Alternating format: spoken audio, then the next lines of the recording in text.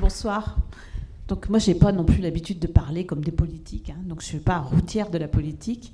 Je vais juste avoir une intervention qui sera plutôt un témoignage qui va se situer aussi sur l'action économique de notre territoire et plus particulièrement de la formation, effectivement, puisque c'est mon domaine de compétence. Donc moi, j'ai deux axes. Donc la formation par alternance, qui dit maison familiale rurale, dit formation par alternance.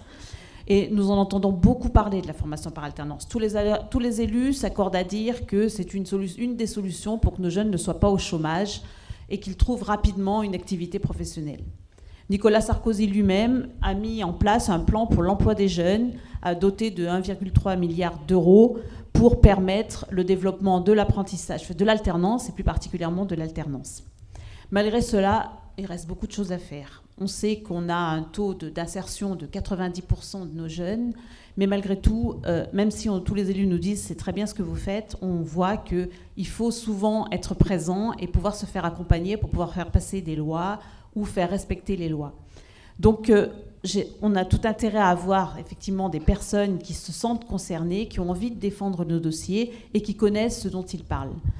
J'ai rencontré Julien Pelat, j'ai un peu lu ses tracts. Je pense qu'il a compris, c'est un jeune, il sait ce que c'est que la formation. Il n'a pas fait une formation par alternance, mais il a bien compris qu'on n'avait pas tous la même intelligence. Certains avaient une intelligence pratique, d'autres une intelligence intellectuelle, pour lequel, effectivement, les écoles de commerce, les Sciences Po, etc. répondent. Mais les intelligences pratiques, c'est ce qu'on peut avoir par l'alternance. Donc, d'où l'intérêt d'avoir quelqu'un qui sache porter ce dossier et essayer de faire respecter ce qui existe. Moi, je vois des parents arriver dans notre structure, les parents sont souvent décontenancés parce qu'ils ne savent pas que faire de leurs jeunes. Leurs jeunes sont perdus, ils ne sont pas bien dans le système, ils ne sont pas bien dans la vie. Donc, le fait de rentrer dans nos maisons fait que moi, 3 mois après, je les rencontre et je vois des parents qui sont épanouis, qui nous disent « je ne sais pas comment ça se fait, mais mon jeune, il a trouvé une raison de vivre, une raison d'exister, il a un projet, il faut continuer à l'accompagner ». Et en fait, ils réussissent souvent leur projet. Donc les jeunes arrivent souvent en 4e, 3e ou plus tard, et puis ils vont en licence, ils vont en fac, ils continuent des études pour lesquelles ils étaient soi-disant pas faits dans un premier temps. Donc une des clés de la réussite, c'est l'insertion sociale et professionnelle des jeunes.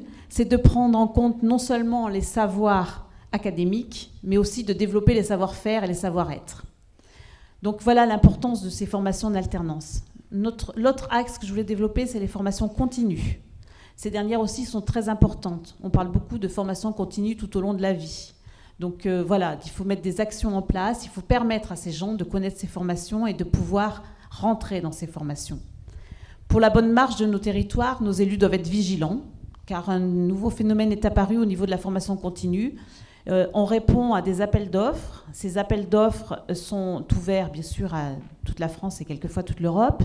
On a donc des personnes, des structures qui répondent, qui n'ont aucune implication dans le territoire et qui proposent des formations à des coûts vraiment inférieurs, ce qui fait que les structures qui sont sur le territoire sont en fragilité. Je veux dire qu'elles sont là, elles créent la formation, et puis 3 ans après, suite à un appel d'offres, elles peuvent perdre leur formation et avoir à licencier et avoir toutes les conséquences que cela peut avoir. Donc il faut qu'on ait des élus qui soient capables de défendre et la formation par alternance et la formation continue. Moi, ça me semble indispensable.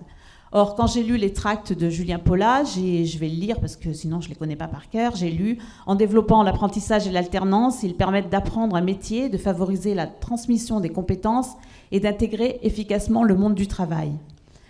Il faut permettre à la jeunesse du territoire d'envisager son avenir sans avoir besoin de partir de Grenoble, moi je dirais du territoire, ou en dehors du département pour se former et travailler. » Et il a aussi noté qu'il fallait former des apprentis et des alternants pour que les entreprises bénéficient d'une dynamique favorable pour enrichir le tissu local et le travail en réseau.